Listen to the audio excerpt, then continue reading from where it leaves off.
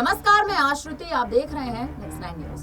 कोलकाता के आरजीकर अस्पताल में डॉक्टर से हैवानियत और मर्डर के मामले में 14 घंटे की देरी से एफआईआर दर्ज किए जाने को लेकर ममता सरकार सवालों के घेरे में है। सुप्रीम कोर्ट ने गुरुवार को ममता सरकार से पूछा कि एफआईआर दर्ज करने में आखिर 14 घंटे की देरी क्यों हुई थी।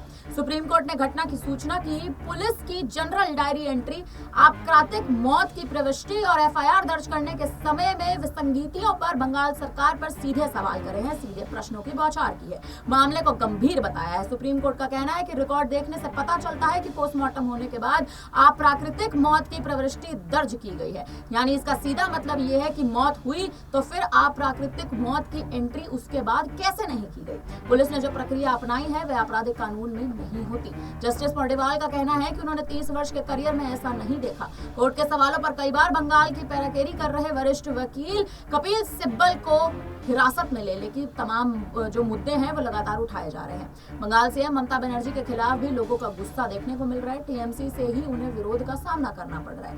ये वही ममता है जिन्होंने साल 1993 के नदिया रेप केस में तत्कालीन बंगाल सीएम ज्योति बसु के खिलाफ मोर्चा खोला था।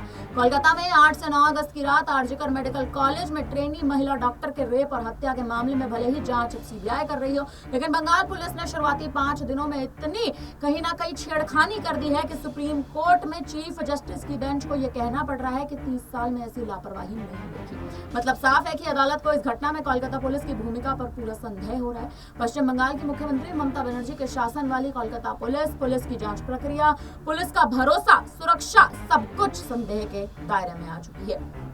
तो क्या 32 साल पहले एक पीड़ित बच्ची को न्याय दिलाने की मांग लेकर पश्चिम बंगाल के सचिवालय भवन यानी राइट्स बिल्डिंग तक जाने वाली ममता बनर्जी अब खुद सत्ता में होकर शासन काल में एक महिला डॉक्टर के साथ हुई विभत्स वारदात के बाद सबसे बड़े सवालों के चक्रव्यूह में आ चुकी है।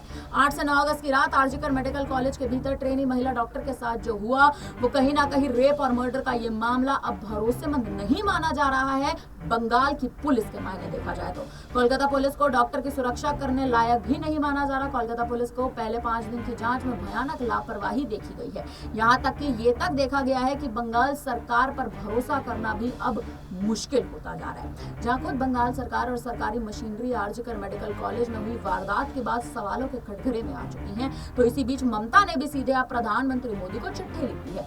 उनकी मांग है कि रेप के हर मामले में फास्ट ट्रैक कोर्ट पर तेजी से सुनवाई हो। रेप के हर केस में 15 दिन के भीतर ट्रायल पूरा हो जाए। ऐसे में सवाल भी उठ रहा है कि क्या इन मांगों की चिट्ठी लेकर ममता सरकार उन सवालों के लिफाफे में बंद कर देना चाहती है जो सुप्रीम कोर्ट से लेकर कोलकाता की सड़कों तक पूछे जा रहे हैं। क्योंकि लगातार इस वक्त जो बंगाल में स्थिति बनी हुई है वो स्थिति एक तरह से देखा जाए तो भयानक है, क्योंकि पश्चिम बंगाल की मुख्यमंत्री ममता बनर्जी कोलकाता के इस घिनौने रेप कांड को लगातार ढकने का प्रयास कर रही हैं।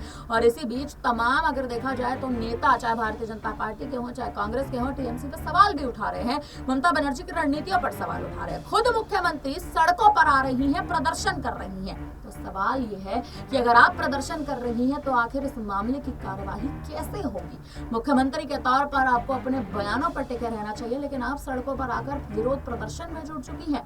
ये सवाल बनता है अब कोलकाता की पुलिस से, ये सवाल बनता है बंगाल की पुलिस से कि आखिर स्थिति बंगाल की कैसे बेहतर होगी। फिलहाल अब इस पूरी खबर पर आप क्या कहेंगे, आप हमें कमेंट करके जरूर बताइएगा। तमाम बड़ी खबरों के लिए बने रहिए हमारे साथ, देखते रहिए।